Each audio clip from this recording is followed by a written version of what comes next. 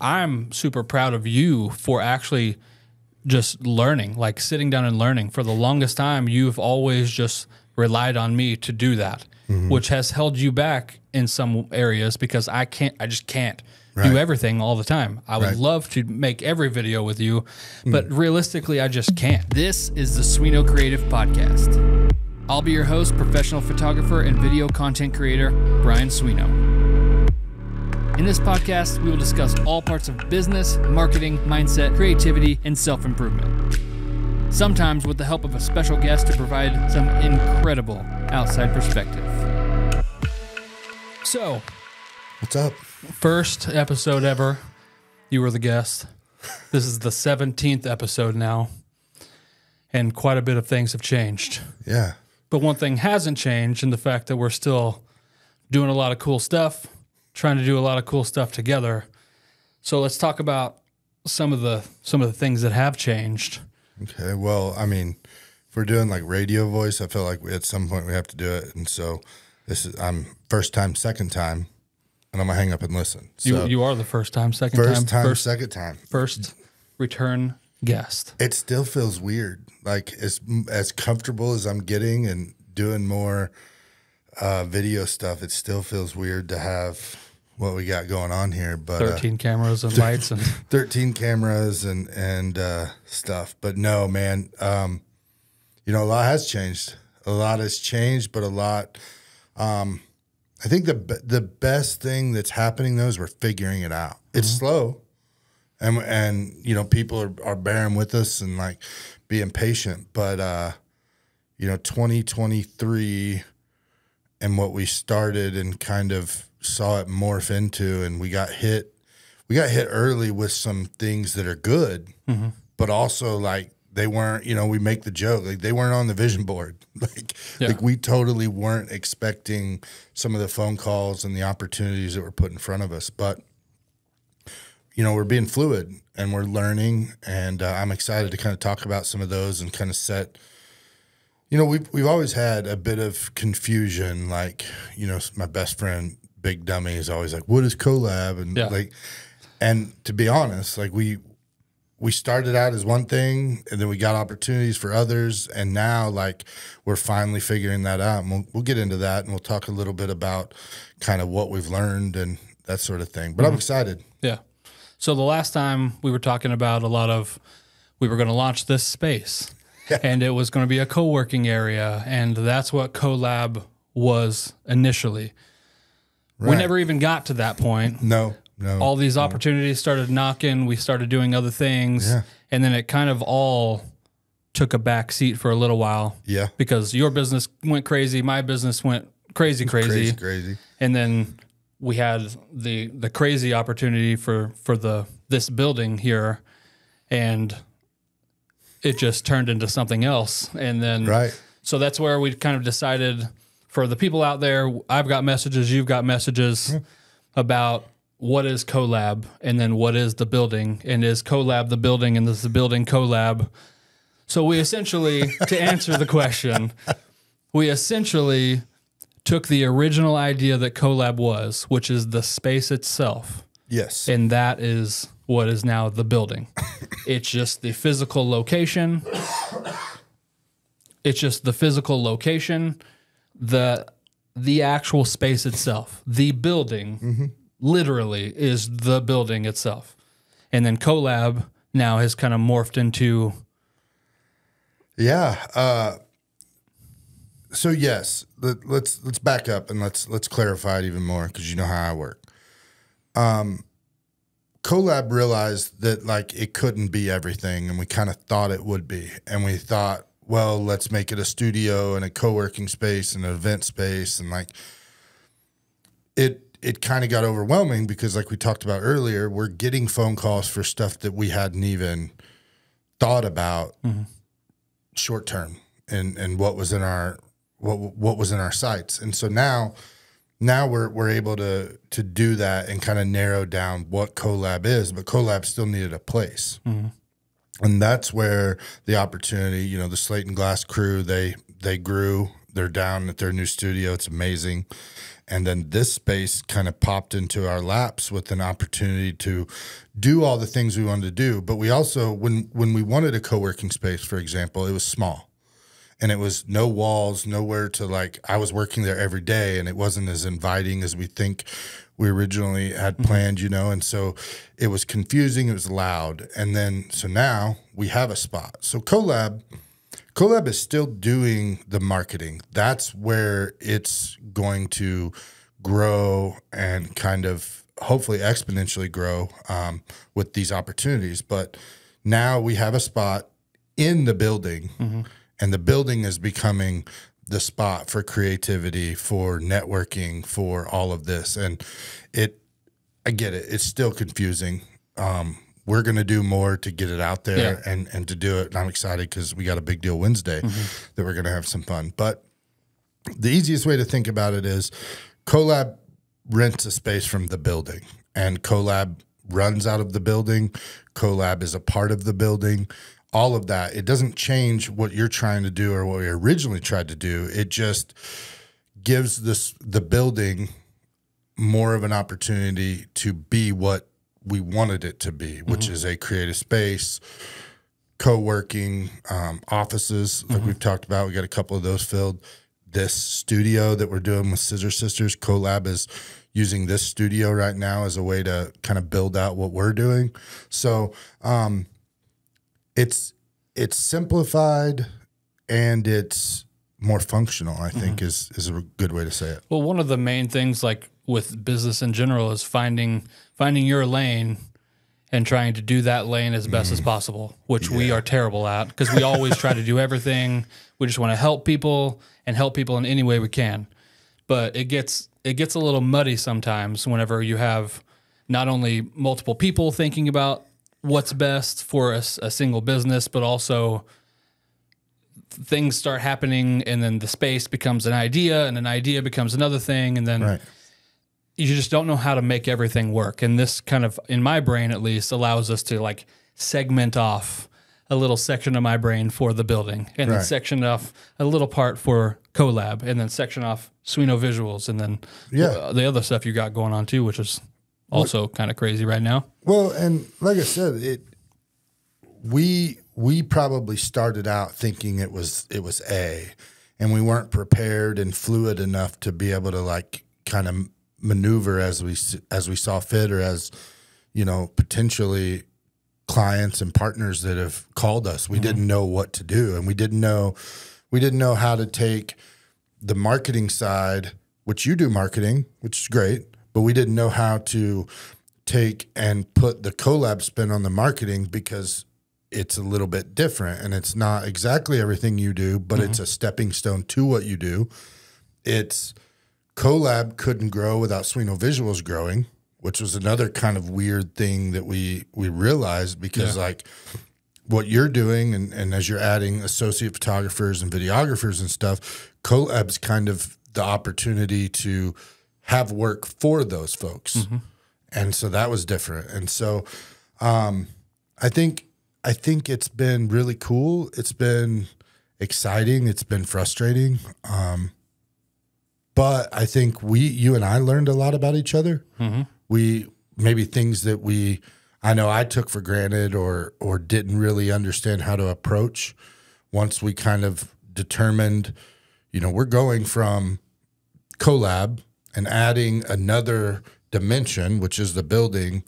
But it took me a minute, but then we had good conversation and realized that like Collab as it's set couldn't do that and perform and do the things that were happening. So now we've got we got clarity and we got functionality is not the right word. We have intentions for each different thing. And I can step back as Collab, look at opportunities, meet clients, network, do the things like that. And then if it's a Collab type job, entry level, kind of get your feet wet, maybe stuff that doesn't always include video, then we can go that route. And then we call Sweno Visuals and we say, hey, like we got a project.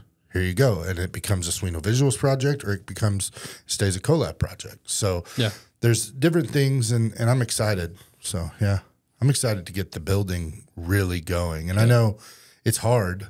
It's hard when you know, for me, selling real estate full time, and where do you put your time and energy? And I was spread too thin to know how to do events and how to do co-working spaces and how to build out a studio and all the things. So now we're relying on each other more in a different way, and probably a better way, more intentional way, though. Right. And I think that's a good takeaway from this too. Is those sometimes you got to have hard conversations that most people don't want to have, and like communication in any type of relationship in life is like the biggest thing you can work at and be good at. Just knowing and being comfortable with each other enough to. We had a couple hard conversations where I was like, hey, this is what I feel about this. And then, you know, I listen to what you said, you listen to what I say, we digest it, take a little time, digest it, and then make a decision, rather than like me getting mad at you because you don't see something the same way I see it. Right. Like, that's the good part about having a partnership and people you trust to be able to bounce ideas off of, because you have a different brain. You think about things differently, and sometimes your way is better than my way. And did you hear that? I said sometimes. I said sometimes. But like, you got to be open to that. And I feel like I've grown a little bit in that regard of being open to at least hearing other people, and you especially, you know, like hearing your opinions and thoughts. And like, I might not always go with it, but it's always there. And that is a super big value. Well, the only thing that you haven't done is listen to me on food.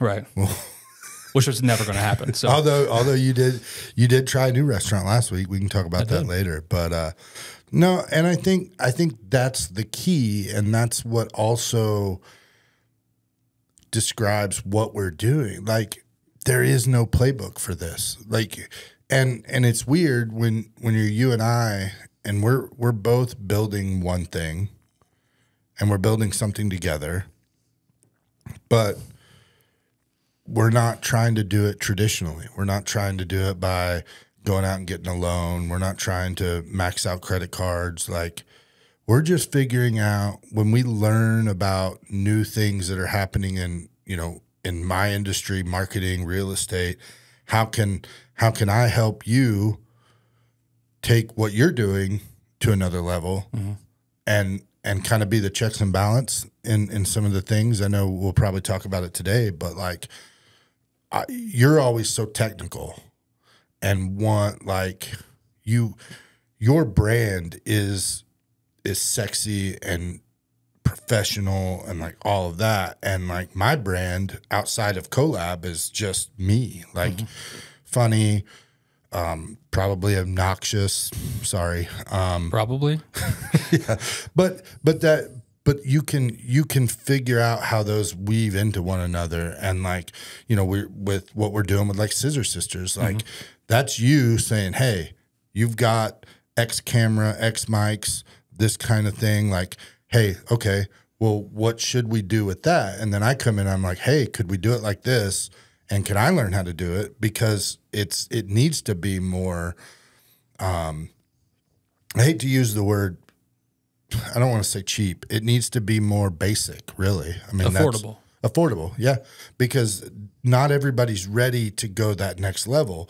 But as we grow this thing, and as we start out, you know, doing certain things, and then people come in wanting the full package, like, there's no better person to hand it off to who can take with what they've already done and level up to the next level. I use that goofy work truck XLT to the platinum analogy a lot, but that's what we're doing. Collab understands that now, and it's weird talking in the third person, but we kind of have to, because it makes sense, I guess. But we understand now that what we're building in that regard with Collab is people that don't always have big budgets, people who they don't even understand any aspect of marketing. And so we're like, okay, like, let's just try something. Let's see what happens. And then we build off that. And if we go down the route of making videos, and it, you know, you start to see the return, which we think you will, there comes a time that you've got, and we now have proof of also. Right, which is cool, and I want to shout them out later, but it really is cool to see the projects start, you know, with a random phone call, and then the next message a week later or 2 weeks later, like, you know, brought the community back to them, and we're learning how to build that business's audience. And so specifically collab that's where we're at. Like we're building an audience, and now the building can help build that audience even more. And one thing about that too is like the whole clarity thing. Like we between each other have clarity, and knowing that if you take Mills, for example, what you're doing with Mills, like that was something I was not even aware of that until you started doing it. Right. Which would never have been a thing before. It would have been a, hey, what do you think about this? And then I would have been like, hey, what's their budget? Right. You know, like, because I'm always thinking in the Lamborghini, as we talk about. Like, I don't really run around in the Subaru world, you know? Right. Like, everything to me has to be a Lamborghini. Set up 3 cool cameras right here just to see what it looks like, you know, and like, you know, so like having clarity and knowing where our strengths are. My strength is the technical, the going over the top whenever it may not even be called for, like, but that's what sets me apart also. Right. So like diminishing that is counterproductive for me because that's going against what I want to do. Whereas what you want to do is make cool stuff and help people. Right. So that's like the absolute best thing and the easiest thing to do because you got the knowledge to be. I've always joke about, and if any of you guys who know Ramsey can agree, I always tell him like he could take a photo of a piece of dirt on the floor and find some way to make that entertaining and market it. Yeah. So like that is your strength, and leaning into your strength and what each other's strengths are, that it became so apparent to us through all of this. Right. Well, like an example, you know, we opened up the old collab and we started it, and within like, I don't know, 2 weeks, people were calling and we're like, hey, we want to do some marketing stuff. And I'm sitting here going like, what? Yeah. Like the little bit of like, I don't know what to do. But then example is, you know, they call me, we start chatting, and I'm like, hey, Brian's got to come with me because I don't understand the backside and what goes into it. I see it, I do it, I'm on camera, I'm watching you set up, like, but I don't really know how that looks and how that becomes profitable from a small business standpoint. And so I'm trying to learn. So I'm like, hey, let's go talk. We get there, and honestly, we kind of look like idiots and that's it's unfortunate. But it helped you and I have those conversations and understand, because like if someone sits down with you and it's like, hey, I want to do some videos, like you said, you go straight to how can I make a masterpiece? I'm Picasso, I want to paint this.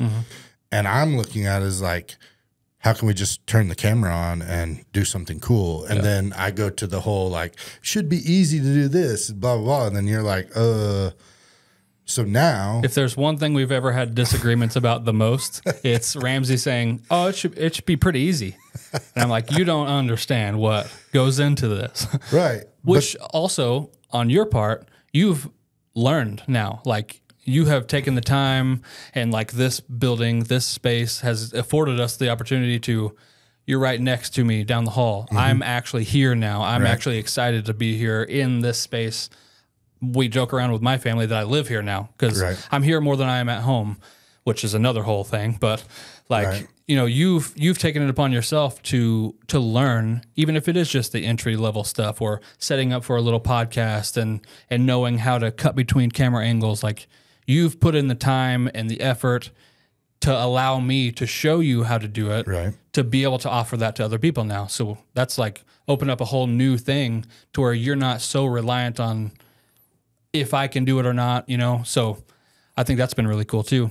Well, and that was all kind of going back to like how this whole thing started. It was never, collab never was trying to be Sweno Visuals or take over, but it started to kind of look like that. Yeah. And that was not by design. That was just because we didn't know again, like where to go with it. But by being able to come in and understand and learn, like I learned a lot that one night. I still ask questions, but like when you did the library thing about just the basics, because now I can go into Mel's and I got one light and one camera and like, where do I need to put it? What do I need to be looking at? Because then I can rely on you on the backside to go, hey, here's the value mill. Mm-hmm. Let's make it right, because we're still have a certain, you want to put your name on something, and I know that I can get to that level, but we partner with people that are like, hey, this is what we got. This is what we can do right now. Mm-hmm. And which happens more often than not. Right. More often than not, people are in that scenario, mm-hmm. and they don't need or want the Lamborghini. Right. But there are the people who want the Lamborghini, and I want to be able to deliver the Lamborghini plus an extra set of tires to them, Mm-hmm. So just knowing where that line is almost, it's blurry. It's blurry. It does definitely get blurred sometimes. But it's also, it's becoming clearer all the time, because again, like we've had people that want to do podcasts, and we're like, okay, do you want a podcast, which is Scissor Sister type thing, or do you want Jasha style podcast, Ginger Wellness? Yeah. Like, and they're both excellent, and it takes a while to get to Ginger Wellness style, mm-hmm. and that's great for her and for people wanting to do it. But like, some people need to get over the fear. Some people need, like, I won't have anything to talk about, or I hate my voice, or whatever. And we're like, hey, like, just get it out there. Mm-hmm. Do something to start, because we're so confident that we're going to help you build the audience. We're going to show you consistency. We're going to show you quality, that it's going to come. And now we're seeing it. And we have these case studies, and we're being put in different rooms with the ability to really show. And we're also having people be like, you guys are doing really cool stuff. Yeah. And now, as opposed to just kind of looking at them and going, yeah, we're flying by the seat of our pants, now we have systems and templates and different things, so that, again, we can go in and turn the cameras on and produce something good, mm-hmm. and get that ball rolling and get them comfortable. And that's what's been really cool about it. And that's what's been great working with you and it took me a while to get that point across, is like we just got to get stuff. We got to get it going. We got to understand. It's got to make sense financially. Yeah. So if we look at different ways that we can, allocate that time to marketing for your business, for my business, for whatever, mm-hmm. then we're doing it. And so I'm excited to keep going with it now. Yeah. Well, one of the case studies, we'll shout them out here. It's the Scissor Sisters podcast, right, which is Ramsey's wife and her friend slash sister, girlfriend slash sister slash all the things. Well, it's so funny, because for one, I won the first argument in my life. I won with my wife, and that was the name. Yeah. But Courtney and K-Stu, or Crystal, I'm going to refer to them as Meep and K-Stu going forward. They've got a unique way to be relatable, and they're both young enough that they're hip, but they're also old enough that they kind of have a different look and a different thought process. They've had some life lessons, right? K-Stu for sure. Look at it. Hashtag look at it. K-Stu. But no, so let's talk about that, because it is a prime example of what Collab can do. Mm-hmm. Is they wanted to do a podcast. Randomly, we're like, hey, we should do one. And you and I had been sitting back with these different softwares and things that we wanted to use, and we're like, that's the problem. Yeah. That's what we run into. We don't even talk about that enough.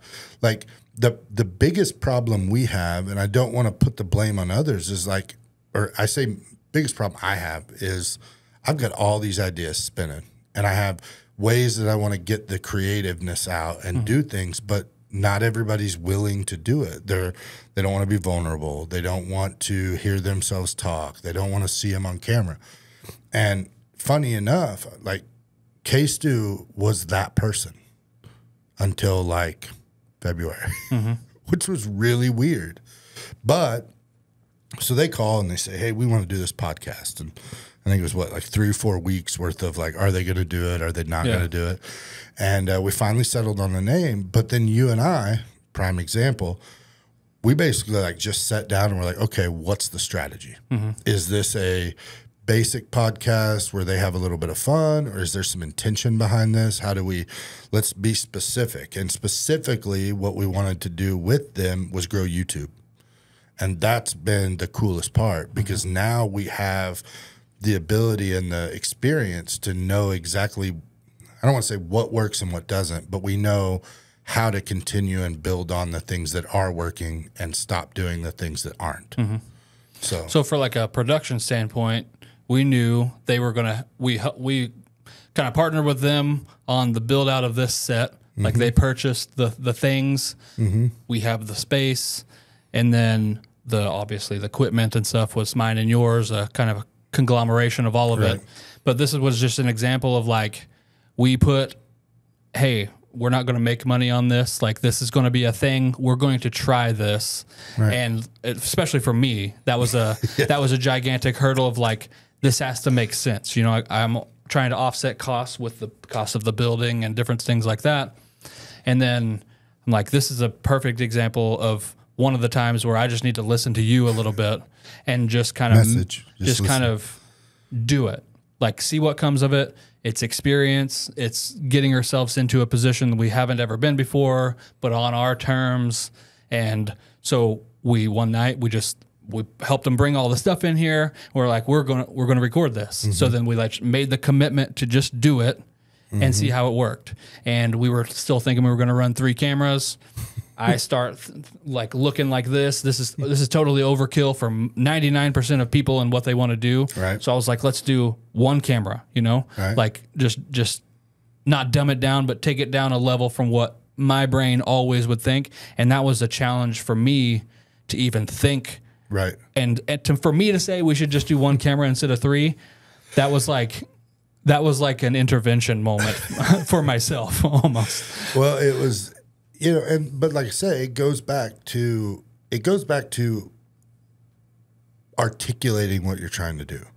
And we didn't know, I honestly, I didn't expect K-Stew and Meat to get as comfortable as they are now.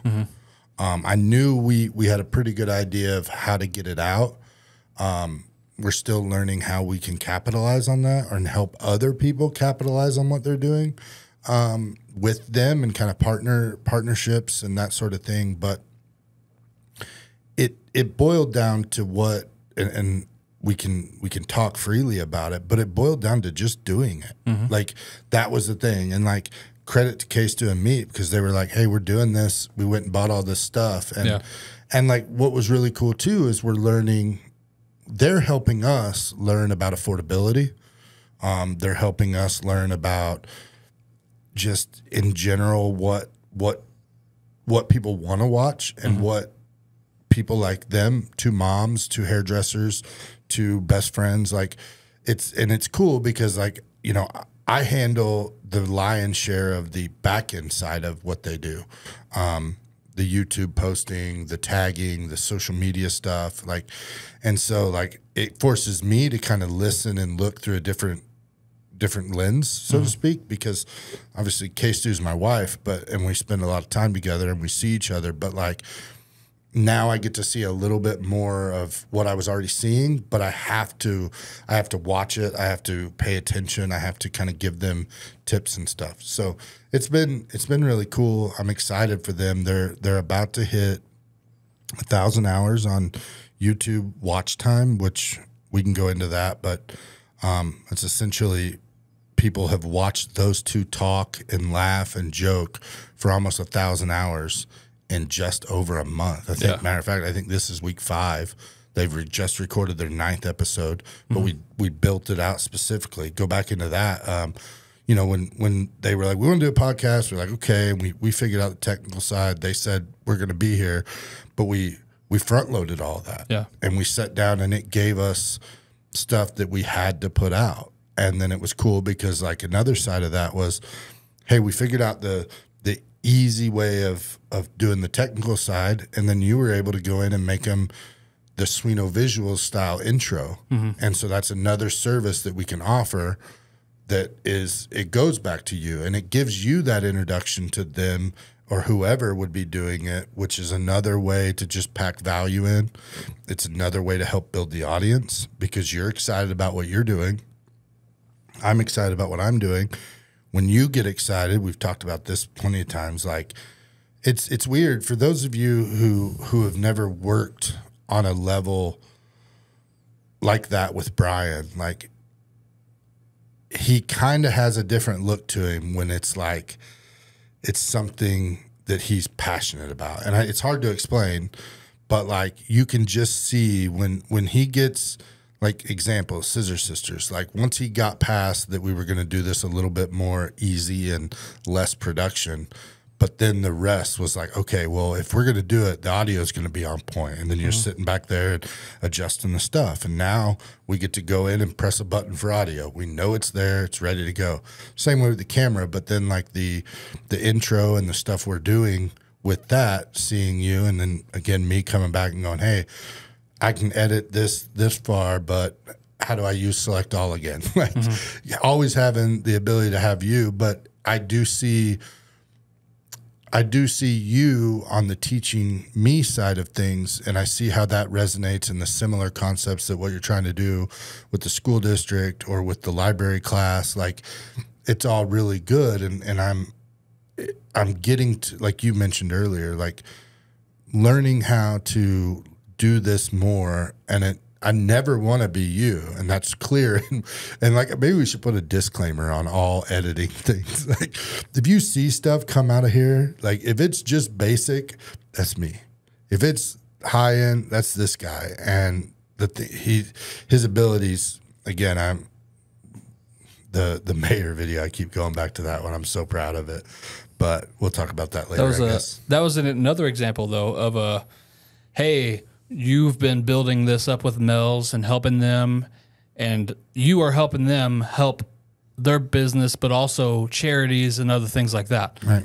I love helping people. Right. And helping one of your best friends help other people who are also helping other people. What is better than that? So like getting more eyeballs on things, that's what we are good at. Right. But that's an idea you've had for 2 years, and I've just been like, that doesn't even make sense, you know?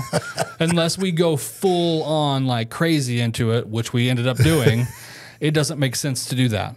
But then the mayor, being the celebrity bartender, made total sense. Right. He was down for it, which was awesome. Yeah. We, I think, have the best mayor ever. You know, just like having people though like that are in that position that are down to try something.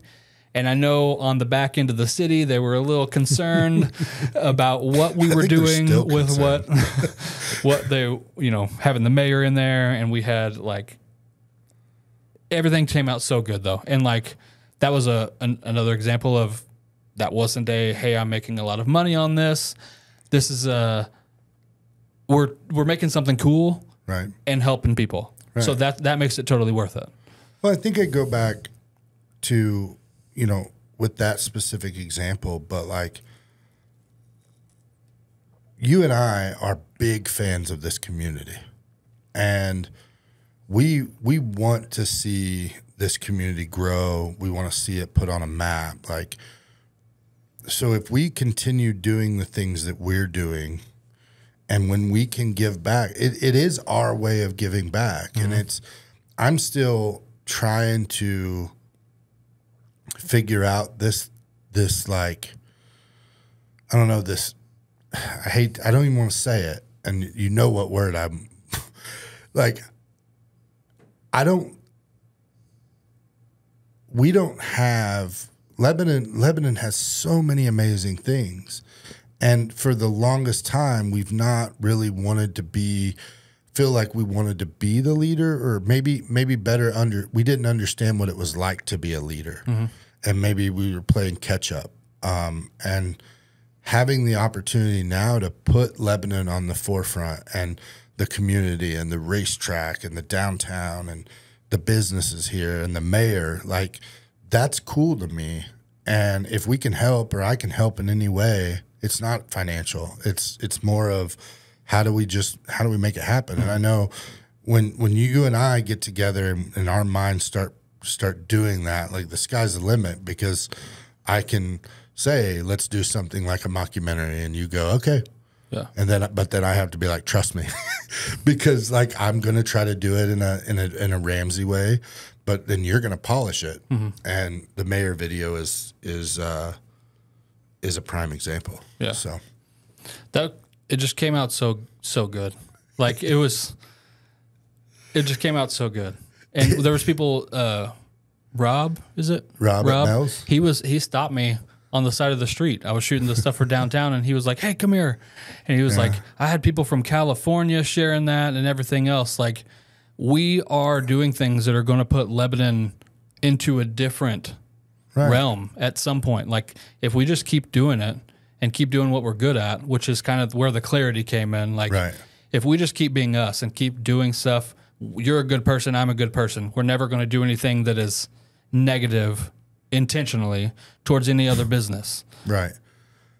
So as long as we keep doing that, our legacy and stuff, I think about this all the time now of like, I think it happened after I lost my mom and all that, like thinking about what people think of you later on down the line, like your kids, other people, other business owners, how you treat people, that's always remembered, no matter what it is. I don't want people to remember me as the dude who did really cool video stuff. I want people to remember me as the guy who did really cool video stuff to help other people. So that comes into my mind a lot, and that's helped me kind of rein myself in a little bit whenever I'm thinking about financial things, or like how does this work, financially? Because in the end of the day, we are running businesses, and if I am not doing this, if it doesn't make sense financially for me to do this, and I can't do it, which means I can't then help people, So my whole goal is to help people. Well, a video influencer person I follow, and I apologize, I can't remember exactly who said it, but video is legacy. It's kind of was their thing, and like that's always resonated with me because, like, my phone's always in my hand, recording whatever I can, and like one, it's because these moments are happening, and I want to be able to go back. I've told people this time and time again, like the coolest part of video and what we're doing with it is the looking back.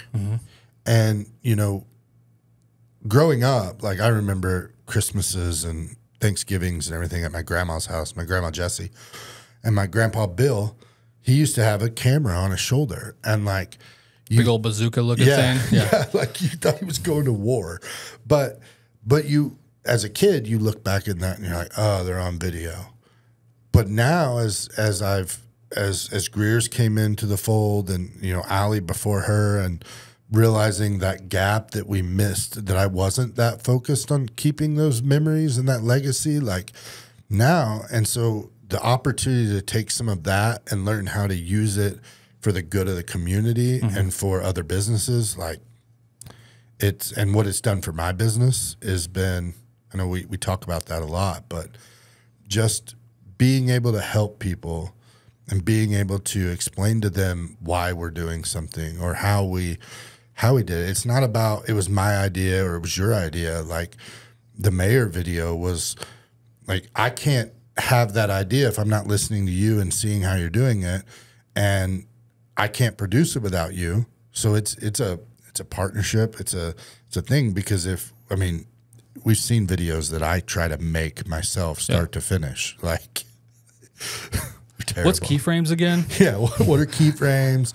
What do you do with the audio? Did I turn this on like right? the fact that like I'm super proud of you for actually just learning, like sitting down and learning. For the longest time, you've always just relied on me to do that, which has held you back in some areas because I just can't do everything all the time. I would love to make every video with you, but realistically, I just can't. I don't think people would want to see all the videos. So, like, the fact that you have now embraced, like, wanting to learn how to do it, and you can pull off things now, like, that are at that level a little bit. Like you're getting to where you can set up these lights and you can go into Mel's and film a video and know how to frame it, because I've told you 7,000 times but to always, leave a little headroom and just scoot the camera back a tiny bit. Somehow I always forget that you can crop in, you can't crop out. Yeah. I still can't remember that.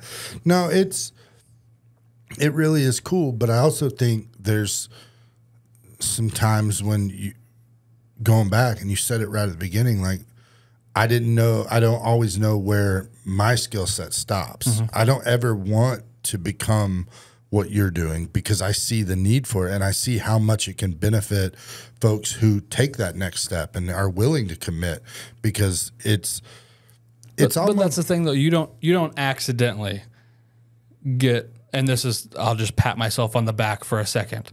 You don't accidentally get really, really good at not only knowing cameras, but knowing lighting and all framing and all of the things. You don't accidentally stumble into that. You have to really want to do it. Right. I'd say there's very, very few people that can just pick up a camera and start shooting stuff. I was not one of them. Yeah, but fortunately, I'm one of the people who, if I want to learn something, I will learn every single thing about it. But that's what's so rewarding about like showing you and then seeing you be able to do stuff. That's like a high sort of feeling for me, that I can, because of me, you learned how to do this, and then you help that person, and then they help someone else. That's the same feeling that I want to do with like classes and start teaching people on a bigger scale. And I've been asked several times from other photographers and other people, like, why I would want to teach other people to do exactly what I'm doing. Aren't you scared they're going to take your business? No, I'm not, because I want to enable people to change other people's lives and do that. And that's exactly what this stuff does. Not everyone is going to change the whole entire world by making a video. I'm not probably ever going to do that. But if I can help someone else figure out whether they like it or don't like it, and then help them find a passion for something, like, you don't have to do photography or video as a profession. Most people shouldn't do it as a profession, but it's an incredible hobby to have. And if you know what you're doing, you can get that much more satisfaction out of doing it. And I don't know, it's just the scarcity mindset of thinking that because I show someone else how to do something, it's going to take away from me. That's the exact opposite of what I feel. It's really cool though. Like, let's take photography and videography, for example, though. Like, so much of what you do can be how do I say it? What you do every day can help a mom or a dad, and maybe they don't have. Let's take a dad, for example, that's son or daughter's an incredible athlete, right? They have the ability now, because they carry around a professional, let's be honest. I mean, it's professional level stuff. And they can, if they're just learning the basics, then they want to, I got a friend of mine, and I'll give him a shout out. His name's Justin. His daughter does barrel racing and rodeo stuff. And like, he has followed along to both of us forever. And like, I'm watching his videos get a little bit better every time, because his daughter does rodeos, and that's not a huge spectator sport. Yeah. It's growing, and there's more, but like, he knows what it takes to get her on to the next level. And so by taking that knowledge that you have, and I've been able to help with my videos of Greer, videos of this podcast, learning how to take better pictures of Alfie and Cash at prom, like those sort of things. And so there are people like me that just need a little bit of knowledge. They need an opportunity to do it. But I think the scarcity mindset comes in, and I deal with this in the real estate world a lot. Like, it's weird and it's confusing for a, quote, competitor to hear their competition offer up help. It's not normal. It needs to be normalized, because once you start and you see the ability that we can all win. And like, it's been really cool to see, like, my specific industry, real estate, like, we're seeing more people do that. You know, there's great agents in town, and the support and the culture of building the industry that we have. We might all be at different brokerages, but Like, and I see it with your photography stuff, the folks that come in here, we've, you know, and like even like Jonathan, for example, like, you know, he works for Nathaniel and Slate and Glass, but like he's a sponge, man. And he's only helping them. He's helping himself. He's doing stuff with his family. Like it's not always dollars and cents, and it's not always competition or whatever. There's opportunities out there. You just have to go find them. And it is weird and different to have people in business be like, well, I'll just help, or, you know, this worked for me, because they think that it's taboo. And I think you and I have done really well locally, just trying to get that message out, and it's been really cool. So even if in our tiny little town, like there's a ton of really great photographers. Right. And if I thought that every time one of them booked a session, it was taking away from me, there's no way I would have made this my career now. Right. And like that's where we've had this conversation before about me trying to narrow down what I love to do. And like you talked about earlier, like I feel that excitement whenever I get excited about something that's challenging, or I have to figure out lighting or do something. And I've tried to whittle myself down a little bit to doing more of what I love to do and less of kind of the filler things. And fortunately, I'm in a position now where I can do that. Right. And then I can use that and use the business that I've built up to help other people, like Becca. You know, she loves wedding photography. I love taking photos and used to take photos at weddings.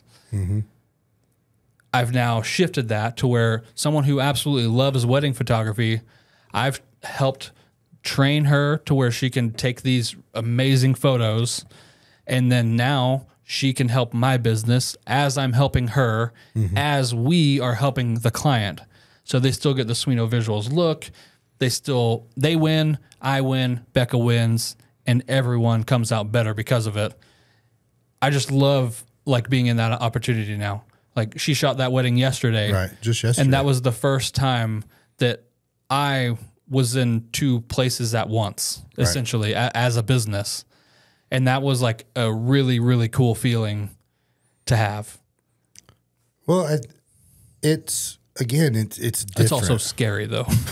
I can imagine like just the thought of like, what would that person do, or how would they do it? But, you know, I mean, we're learning and we're putting trust, and that's a big thing. Like, because if you put your name behind it, I'm guilty as all get out, like trying to do too much, trying to be the marketing guy, the real estate guy, the dad, the everything. And it's like, okay, you can delegate. And I don't know. It's just, I don't know where I was going with that, but the importance of what this, like bridging or overcoming that scarcity mindset, back to that, like it helps so many people. Like, and I think too, we've learned, and one thing that I always kind of talked about has been one of my big things is like,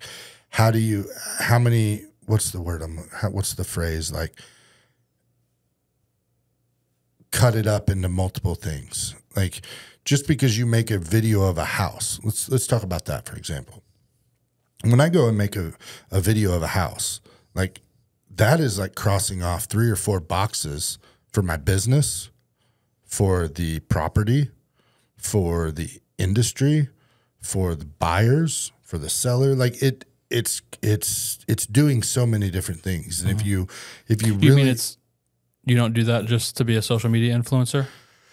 Well, it depends. No, we could have a whole show. I thought that's why your face was in every video. Right. That's because you want to be a social media influencer. It's never about getting people to stop the scroll and watching it. Yeah. You know, now we are learning 3 seconds, 5 seconds, 10 seconds, you know, some of the videos we've done.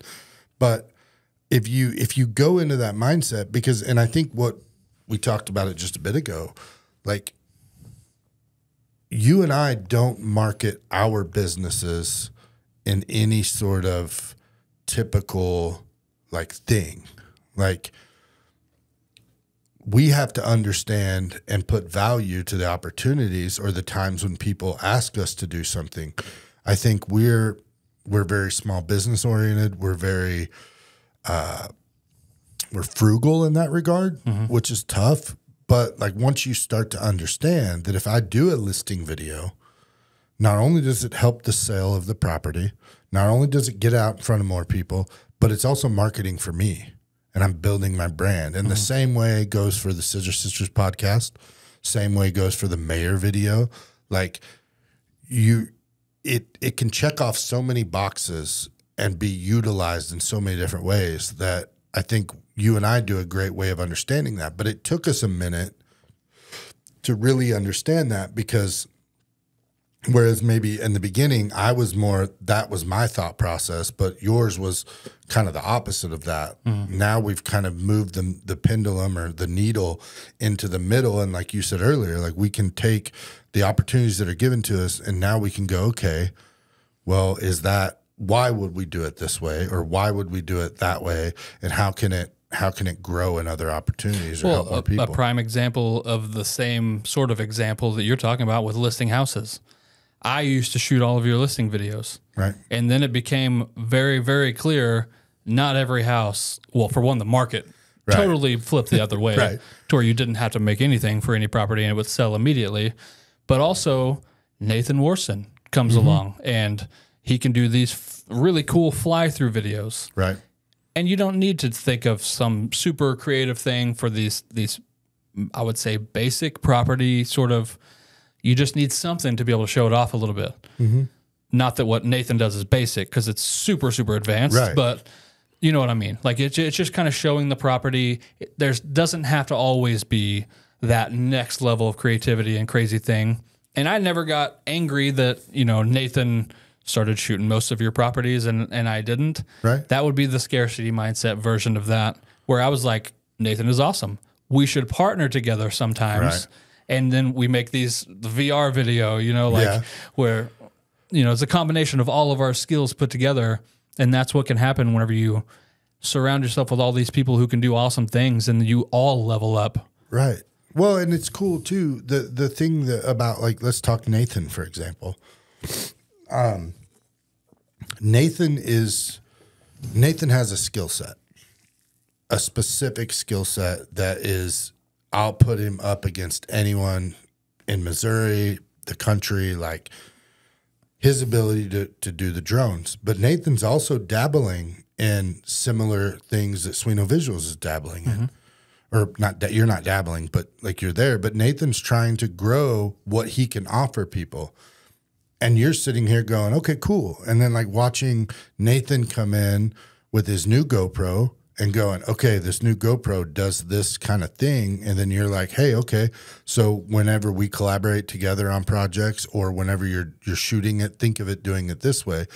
And so that's real life scenarios, practicing what we preach basically is coming in and Nathan has the business that allows me to go, hey, let's make the teenager video because he's trying to level up that side of his business. So, and you're going, hey, go do it. Like that's more that you can offer.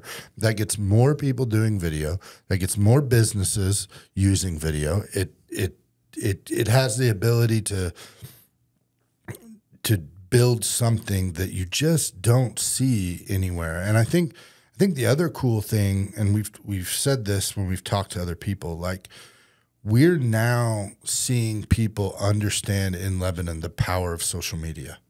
And we're seeing now that like I just had this conversation last week with Carla at Phones. Like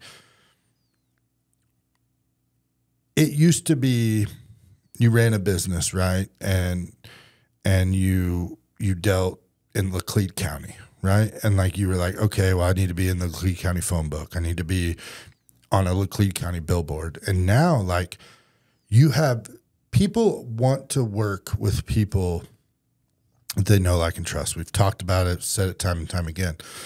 But now through social media, through video, through traditional outlets, we now know that we can basically hone in on a state, a region. Carla was just talking about one thing they did recently was they ended up having people come from for sales, I believe.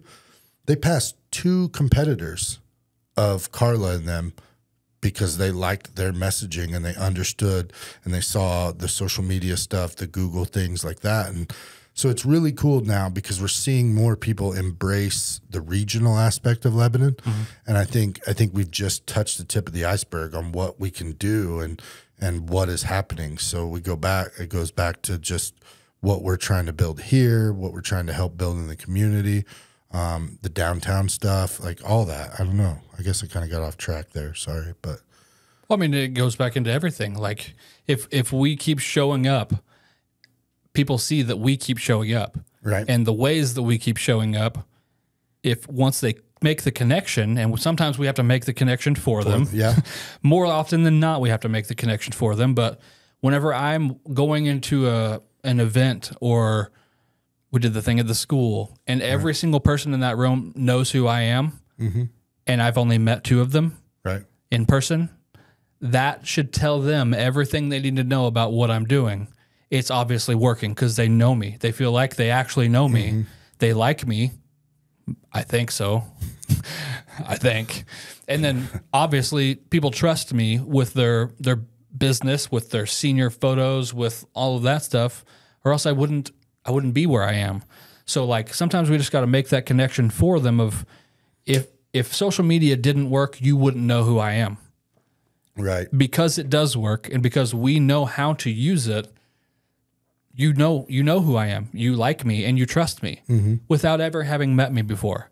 And that's the power of what not only podcasting can do, but making little videos, making shorts, all of the things that we're going to talk about Wednesday and we're talking about all the time. But we have that group coming in Wednesday that are going to they still learn everything about everything. They still have no clue what they're going through that day. And we just finalized some stuff. But again, I think it is weird and why I think it's unique. I don't want to use the word weird so much, but it's unique. We're in a unique position. Our community is in a unique position. Our businesses are in a unique position. There's other businesses that are looking and going, hey, we're in a unique position too. We offer something unique or mm-hmm. or we want to offer something unique. And so it's really cool. And it is hard though, because we know what we offer. We just don't know how to tell people what we offer.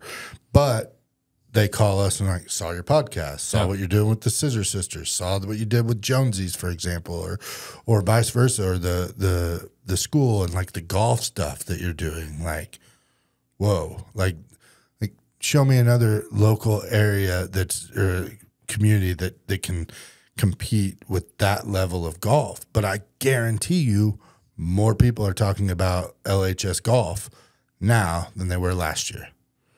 And that's a cool position to be in. But if you come from a place of we just want you to be seen, we want people to know that there's Celebrity Bartender once a month now. Mm-hmm. It's not about Ramsey's a celebrity bartender or Ramsey is the real estate agent doing Celebrity Bartender. It's about Cope House, the mayor, and having a good Saturday night. It's about Lane Change and Drew Sanders and his family giving back to Lane Change because his family has utilized Lane Change's services. Mm-hmm. We were able to bring a new audience to Friends of the Fort when John Gideon was a Celebrity Bartender. But it took Mel and Rob, it took them going, we got to do something. Mm-hmm. We have this idea. Help us get the word out. And the amount of money just in that little dip of our toe into the video world of just that Celebrity Bartender and really very easily done. You know, it's not overproduced. It's a lot more authentic. It's a lot more get to know Mel and Rob and the Celebrity Bartender and get to know the organization. But just it takes more folks like that. We are constantly dipping our toes into unique, different ideas and things like that. So I think now going back and looking at where we were in 2022-ish, end of 2022, I guess, and then through 2023, the clarity and the intention that we're moving towards is only going to help our businesses, their businesses, the community, and I'm excited to do it. I do want to talk. Let's give them a little bit of like a behind the scenes look. Tell from your point of view. I want to ask you some questions now. Getting grilled on my own podcast. So a podcast. Yes. We're doing a podcast right now. What is the point? The point is that if someone has watched this whole thing to hear this question right here, they feel like they know us and they're sitting right here having this conversation with us. So I think the simple answer is that they would know you. They get to know a person. When you have you sit in on a conversation happening for an hour, 2 hours. If it's Joe Rogan, it's 3+ hours. Right. You feel like you are in that room having that conversation with those people. Then if you choose to hang out with those people more, you feel like you know, like them, and trust them, which converts to people booking shows at Joe Rogan whenever he does stand-up comedy, which probably converts into UFC fans and everything else. Like, that's how this stuff works. So, okay. So with that being said, they know you, they like you, they start to trust you. How can a small business, like internally, you and I have this discussion, so we'll have it as we're figuring this out. But like, what do you think, podcast specifically, what do you think it can do for somebody that's like, let's take somebody that doesn't own a business. Maybe they have a story. Maybe they just have a story they want to tell, or a family dynamic they want to tell. How do you think that could translate into something by sitting down and doing that? And Brian had no clue I was going to ask these questions. So, but this is going to help us and help other people. But like, I think that's the problem we run into is like, well, there's this group doing all these podcasts and the Scissor Sisters, and like, well, the Scissor Sisters are funny. Yeah. But like, it's helping their business. Well, I mean, we have that exact scenario happening right now, to where I-44, Aaron Douglas, he comes in here. We helped produce their show for them every Wednesday night. Right. He saw the benefit of that. So now he is wanting to do a podcast with his wife. Right. That's a real life example of that exact thing, where they have a story, they have a family dynamic. He has seen what he's done for helping to get the word out for them, all that stuff with his business. And now he wants to put the financial up front. He wants to do something they've never done before as a husband and wife. Right. And they want to tell their story. Right. And they're trusting us with producing something that's going to last for his grandchildren to see, his great-grandchildren to see. How awesome is that? Just think about that for a second. Right. If you are one of those people who have a story, whether it gets seen by people or not, if you have it recorded, your children are going to see that. Your grandchildren are going to see that. It lasts forever. It's a gift. Yeah. I wish my parents would have done this, and have all those stories of things that we always growing up, and or grandparents. Like, you always hear the olden days version where they have like someone talking into a cassette player or something like that and recording. This is the new wave version of that. It can be that, but it can also be a tool for marketing your business specifically. But this is where the intention comes into play. Right. Like the Scissor Sisters podcast.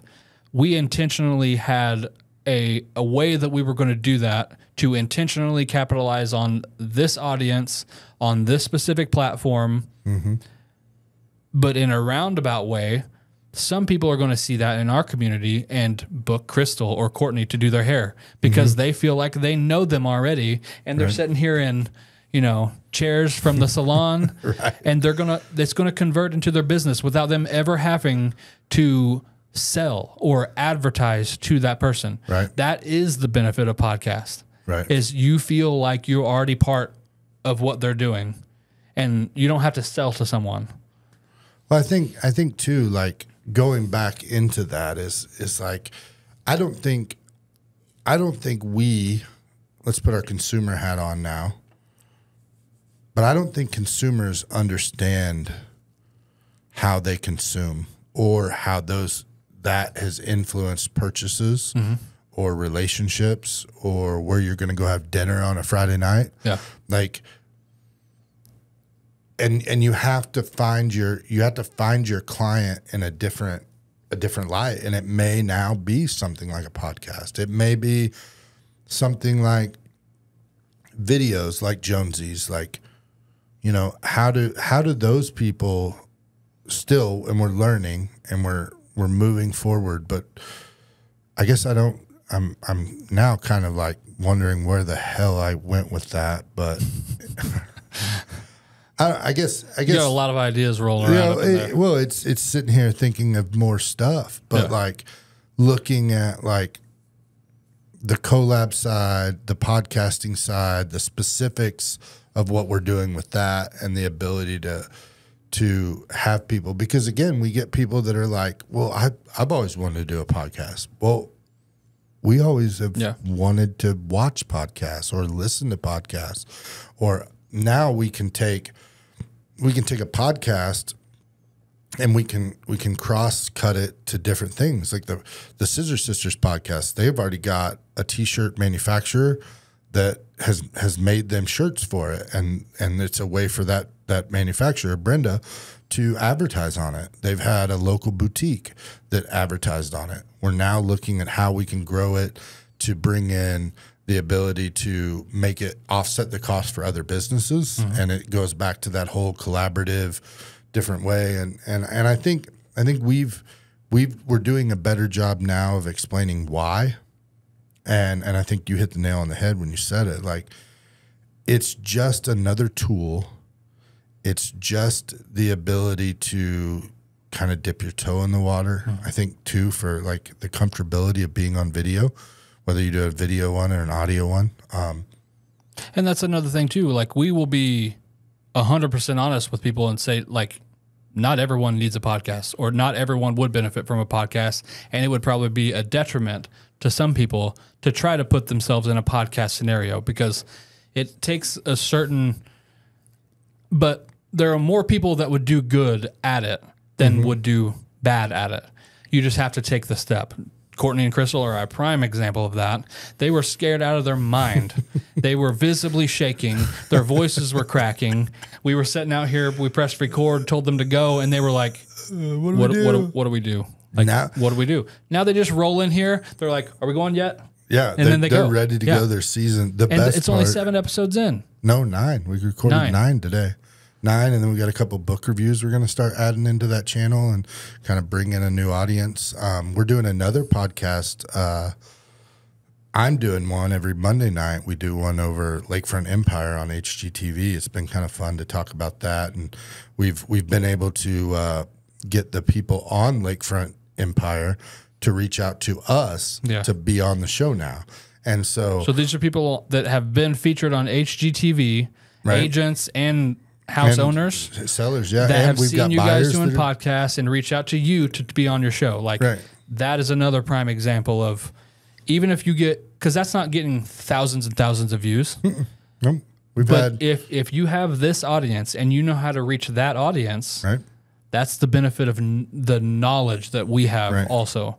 Is not only can we make the marketing material and know how to do it best, like, we know how to get that content in front of these people so that they actually see it, which I think is like the 1-2 punch knockout sort of thing. Well, we could go really deep here, actually, because I think too, with something like a podcast, for example,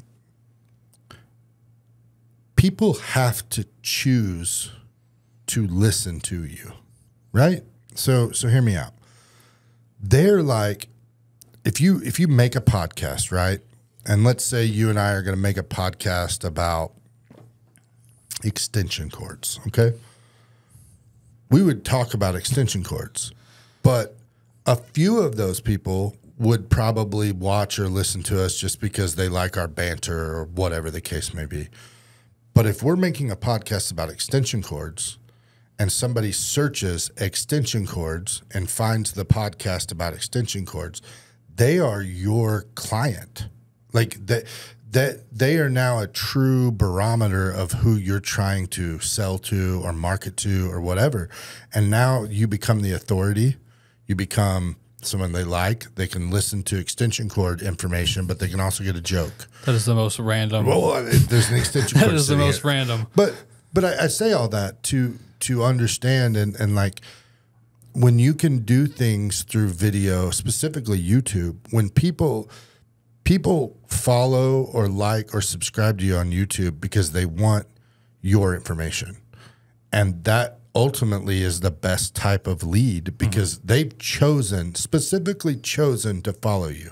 It's not because you're just sitting out there in the interwebs and they were forced, like Facebook, for example. Like you friend somebody and you got to go in and unfollow and do all that if you don't want to see their content. But YouTube, TikTok even, like that is people that have chosen to follow what you say and they want that content. So they're telling you, hey, like, okay, so back to the extension cord thing. So if somebody searches extension cords in YouTube and I've got a podcast, you and I have a podcast about extension cords. When they click like and subscribe to that, they get notified when you talk about extension cords. So like, and again, like it's the technology behind YouTube and what we're able to do or what we could do with your business or your organization or whatever, but it has to be intentional. But like we have another example. Let's talk about that. Where somebody came to us wanting a podcast, right? They're like, we want to do a podcast. And we were like, okay, so let's talk. We sit down and talk and then we go, no one's going to listen. And they're like, you're telling us not to do a podcast? And like you said a while ago, like if you're going to do a podcast about extension cords, and I don't even know if any of this is making sense at this point, but it is in my head, which is what Brian deals with a lot. But like you're probably going to make it 95% about everything but extension cords. And then you're gonna hit on extension cords, but the 95% better be entertaining, better be relatable, better be a reason for somebody to do it. But back to the example, like somebody, I want a podcast. Well, you're probably not cut out for the content of a podcast based on what your organization is. But we could do similar podcasty style content that would again kill two birds with one stone.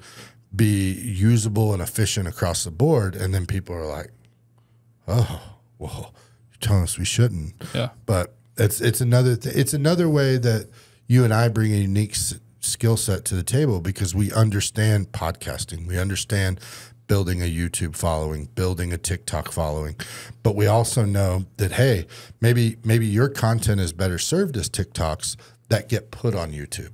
So you do get some of those views, but you build a TikTok following different than you build a YouTube following, or you build an Instagram following different than you do a YouTube or a Facebook or a TikTok. Like we understand now how that works, and by adding the Scissor Sisters and the YouTube experience, like, and you've built a YouTube channel.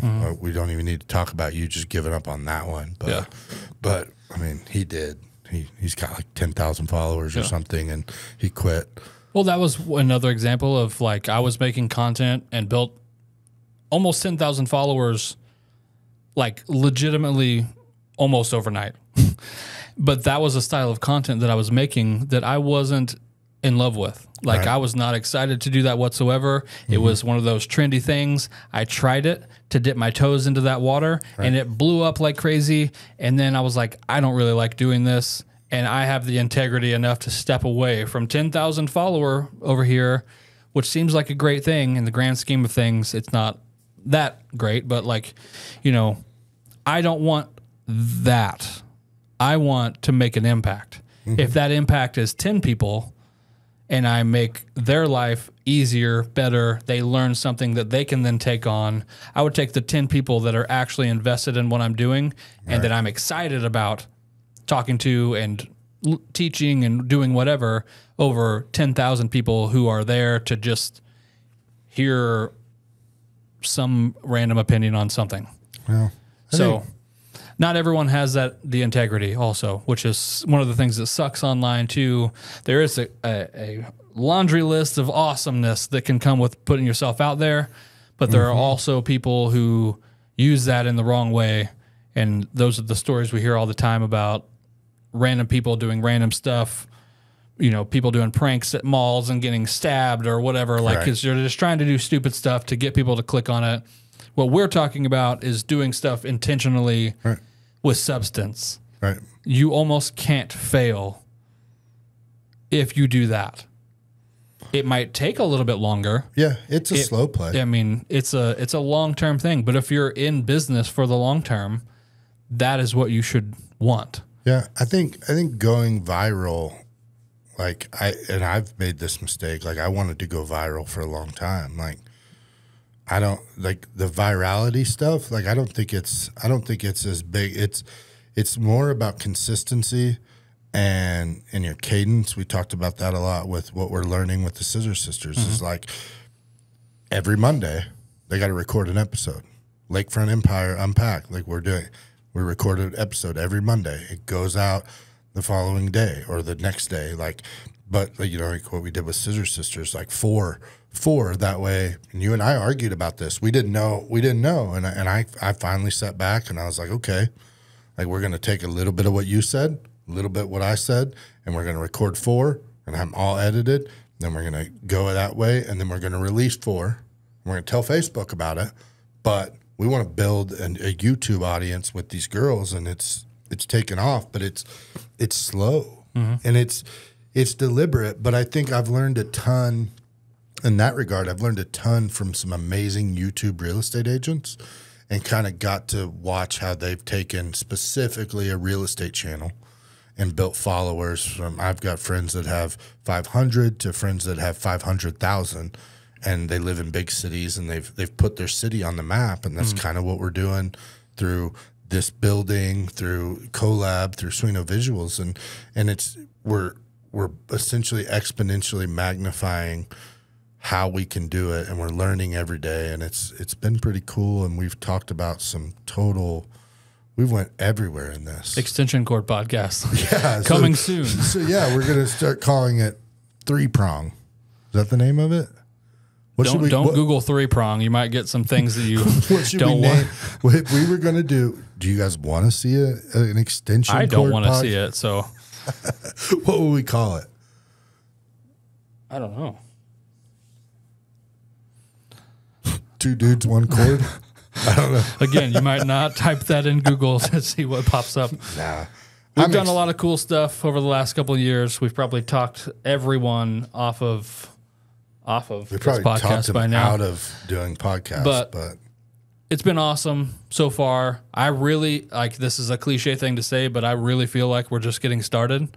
Like we're finally getting traction in what we're doing, and it makes me super excited. It makes me super excited for you and for me and for us and for what we've got going on here, and for everybody out there who is going to secondarily also benefit from everything we're doing. So, well, it's been trial and error. And there's a lot of errors, but we've had more trials. I wish there was a few more trials, honestly. Right. You know? But I don't know. Like I said, we're figuring it out. We're learning every day. That's the biggest key. It's like we're intentionally also learning. Well, and it goes back to like we can kind of offer something for everyone. And I don't think I've used the term like marketing buyer, marketing purchaser, like that sort of thing for kind of what Collab is. But like one thing we do know for certain about Collab is it's not video only. we've been able to have some success with other stuff, just doing graphics and purchasing that and figuring out, like we partnered with one group where we did some earned media or paid media, and we looked at what that cost. We looked at the reach, and we said, okay, we don't need to do video. Let's call this company and let's do it that way. And so it's been really cool. I'm excited. I'm, like you said, and I've talked to a lot of people recently, like I think we're finding our lane. The racetrack thing has been fun. Watching what you guys are doing on the back end of the racetrack stuff too. I can't wait for that. Yeah, that's gonna be a whole nother. That'll be a whole nother podcast. That's an example of seeing you get excited about something and taking your skill set, and then with Nathaniel and with Nathan and the people involved in that. Like, we can't talk a bunch because we still don't really know officially what it is, but just seeing some of the behind the scenes stuff of what that could do for our community, and what the pedestal Lebanon and the racetrack and the businesses that sponsor the racetrack and that partner with the racetrack, like, sky's the limit with that stuff. So that's another example of what you're learning is like, and it's, let's touch on that real quick. For those of you who don't know, kind of explain your role in Slate and Glass, because it's very similar to Collab Sweno Visuals in regards to, like, your Sweno Visuals and you video production and all that, but there's Slate and Glass, and you partner with them and help them on certain projects, right? Yeah. So Nathaniel Maddox is insane. He's super good. He is, like, I look up to him as a person and as a business owner. Like, he is exactly what I would want to be and known for. He's well liked, all the things, because he's a genuine guy. He has a whole team. They do video production stuff, but it's nationwide, worldwide in some instances, and they specialize in outdoor, like, that's their specialty. Right. All of Mossy Oak's stuff for several years has been shot by Slate and Glass. Big companies like Timney Triggers, Timney Triggers, Traeger. Like, there's a ton of them. They do a lot of really, really big things, and it's just another example of the benefit and power of putting yourself out there. Is that Nathaniel saw me by my increasing quality. It was a couple of years back in 2020. He probably had some extra time to kill, scrolling on Instagram. Whole world shut down and all that stuff. So he saw me and he messaged me, and I thought it was a verified account, and I was like, "Is this a robot?" Like one of those weird messages. And yeah, it was Nathaniel, and he was like, "Hey, I see you all over the place, and all your stuff is really good quality. We should sit down and talk sometime." And I was like, what?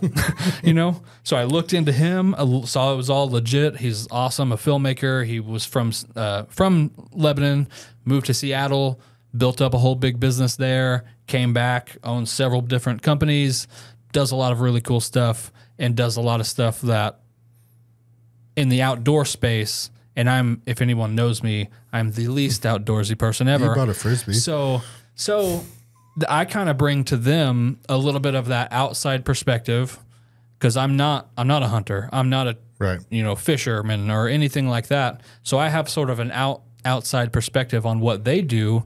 So if it makes sense to me as a general consumer, it would make sense to people who are in that. So I feel like I bring that to their team, and then like lighting expertise and all that stuff. They shoot everything as natural as possible at all times, which is great. And they've built their whole business on that. But there's sometimes where you need to know how to light certain things, and not that they don't know how to do it, but I've made that like a point of expertise for me.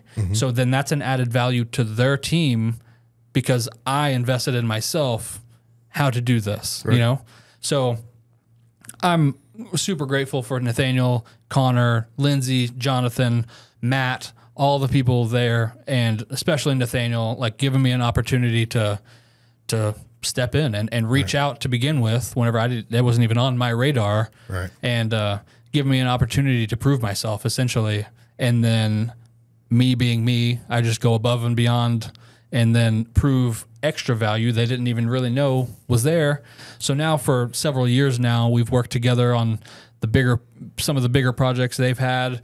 We've shot a couple music videos for Muscadine Bloodline, band out of Alabama, and they're getting super popular now, and we've shot 4 videos for them. And you shot your own listing video too.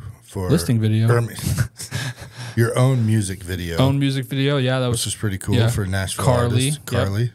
So it's just been able to, like, I took what I learned with Nathaniel on the Muscadine video we did, and then I'm like, we could do this. So I partnered with Josh Breedlove, and we shot that one for Carly, and it went fantastic. And within a week, it had over the amount of views that all of her stuff had. So like, that's a scenario of taking something. I'm not taking away from Nathaniel, by learning from him and then applying it in a different way to help someone else. He doesn't see it that way. I don't see it that way. You know, that's just another example of non-scarcity stuff. Like there's abundance for everybody. We're all and knowing what you do best too, and just so. We have this project coming up. We're in the middle of it right now for the I-44 Speedway.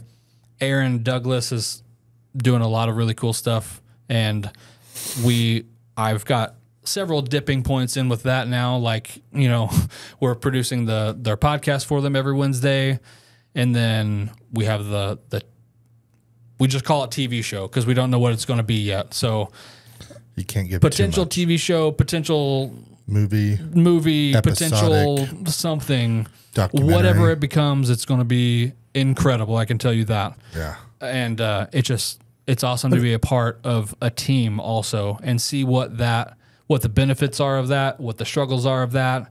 And that's one thing Nathaniel has been super instrumental in my learning also the past couple of years.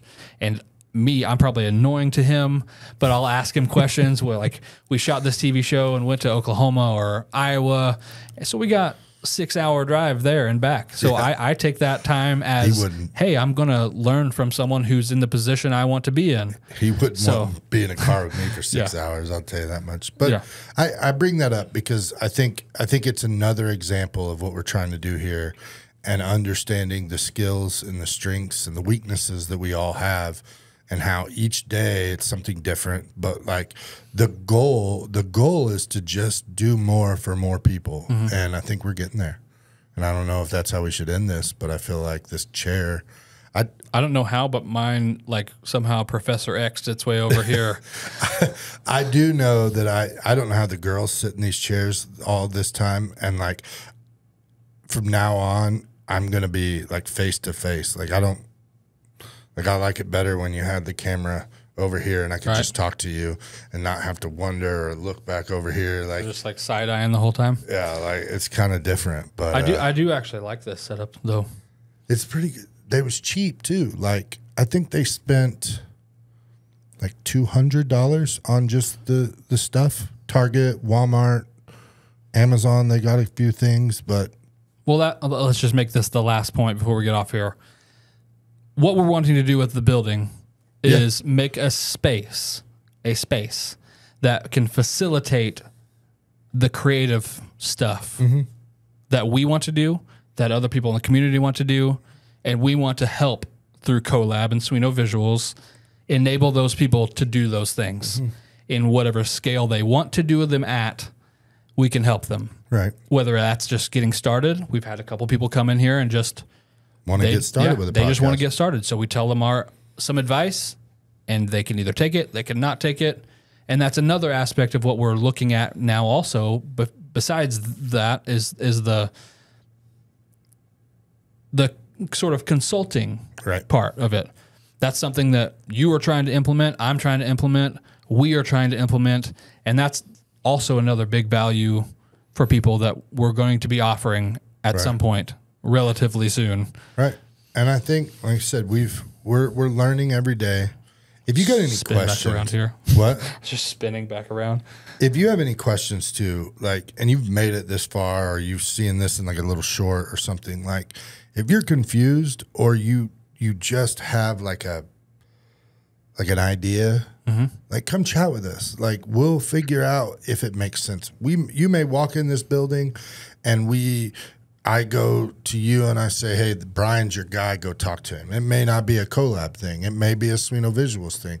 It may be a, hey, like, we'll help you design a studio and then we're done. Or we can help build out from start to finish. Like, if you have any questions about what we're doing now or what the goal of this place is, like, we're always on our phone. We're always willing to answer questions.